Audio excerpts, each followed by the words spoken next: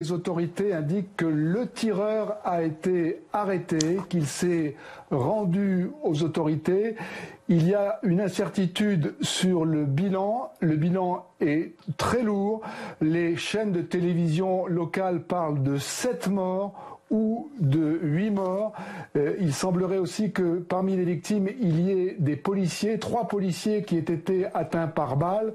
On ne sait pas si ces policiers atteints par balle sont blessés ou décédés. La fusillade a eu lieu donc dans cette synagogue de la banlieue de Pittsburgh. Nous sommes samedi, jour du sabbat. Il y avait un office religieux qui a commencé à 10h moins quart en heure locale, ce qui fait 4h moins quart en heure française.